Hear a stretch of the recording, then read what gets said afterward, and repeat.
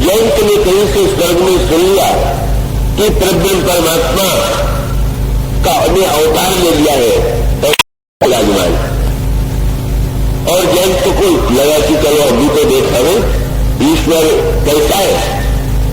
जिस समय जयंत वहां पर चित्रकूट में पहुंचा, भगवान श्री राम फूल के गहरों से सीता जी का श्रृंगार कर रहे थे। सारे शरीर को सजा रहा है।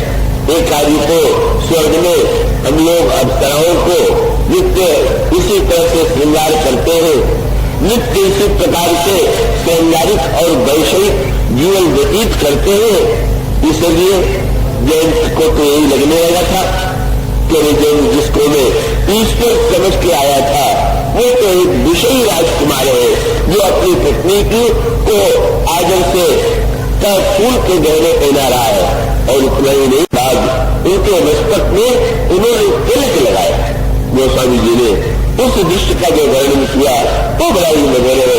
गीता भी लगाया मैं आप लोगों ने जिन्होंने पढ़ा होगा तो कवि जी कहते हैं, तट में चला अति विशाल संकुल सुरतम कमाल ललित लता जाल हरत छवि विकाल की मंदाकिनी कति तीर मंजुल मृगदेव धीर ललित मुड़गिरा गंभीर साम जाल की दिल चित्त परिणताल अति विचित्र लखन लाल निवसित जगलित सुपाल राम जाने की।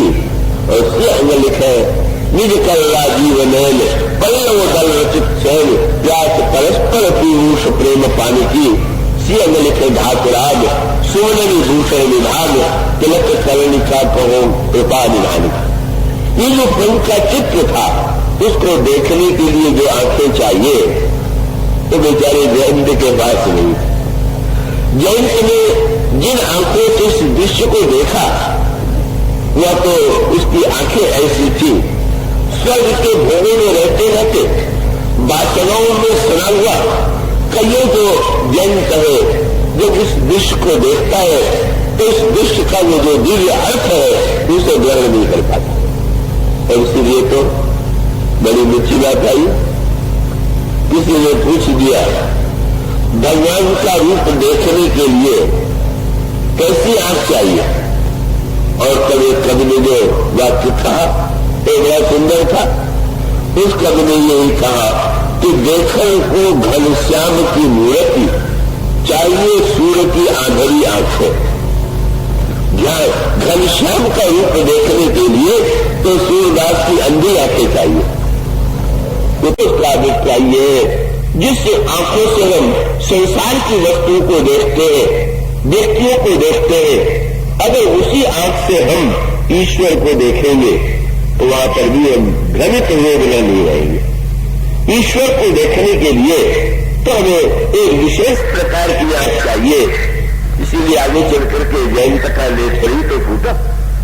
उसका अभिप्राय सारी समस्या तो तुम्हारी आंखों में ही है। और आंखों की समस्या माने ये दृश्य देख करके उसको ये नहीं लगा करे कैसे उदार है कैसा, ये अगर वो समझ पाता तो वो तो संकेत यही था कि उसने तो कल्पना की होगी कि ईश्वर जो है दिव्य सोने के रत्न के सिंहासन पर बैठा होगा, छत्र लगाए कहीं खड़ा होगा, मुकुट धारण किए हुए होगा, चारों ओर स्तुति हो रही होगी। उस बेचारी को क्या कल्पना थी कि ईश्वर आभूषण बना करके सीता जी का श्रृंगार कर रहा होगा।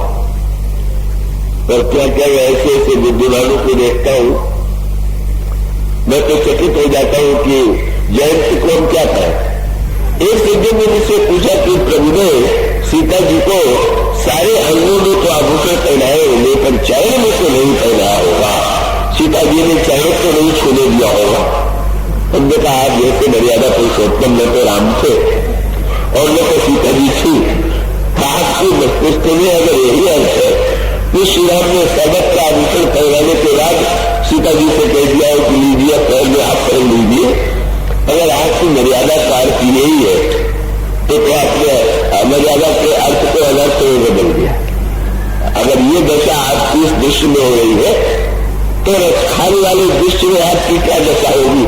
मैंने उनसे यही कहा रखानी जी भी तो ब्रह्म को ढूंढने के लिए निकले, सर्वत्र ढूंढते ढूंढते थक गए, तो वन नहीं मिला, अंत में जहां मिला इसका वर्णन उन्होंने अपनी कविता में किया।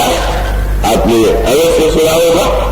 वो कहते हैं ब्रह्म में ढूंढो पुराण में वेदन, भेद सुनो चित्त चौगुने चायन, देखो सुनो न करूं कब हूं वह कैसे स्वरूप और कैसे सुभाव। ढूंढते ढूंढते थक गए, ये मिला था। तो ढूंढत ढूंढ फिरे एक खान बतायो न लोग निभाएंगे। तो मिला था, बोले देखो कहा वह कुंज कुटीर में बैठे पलोटक राधिका पाए। एक निकुंज में राधा जी की चरण दबा रहे, आपको गहने पहनाने में आपत्ति नहीं जा रही है, वो तो चरण दबाने वाला। और सचमुच श्री राधा रानी या श्री सीता जी एक तो साक्षात पराभक्ति ही है। वो भी प्रेम में सांसारिक मर्यादा में भी ये भेद वास्तविक अर्थ नहीं रखता अगर प्रीति है तो। और यह तो साक्षात जहाँ मूर्तिमती भक्ति है, मानो भगवान को भक्ति देवी का ही श्रृंगार करते हैं, मन का उपयोग ही करते हैं, मन को आभूषण बना करके प्रेम के धागे में प्रयोग करके ये भक्ति देवी को सजाते हैं, भक्ति देवी की पूजा करते हैं। संसार भगवान की पूजा करता है तो भगवान भक्त की आराधना करते हैं। श्री राधा रानी की चरण सेवा चाहे वे करे, चाहे श्री सीता जी को आभूषणों से सजावे,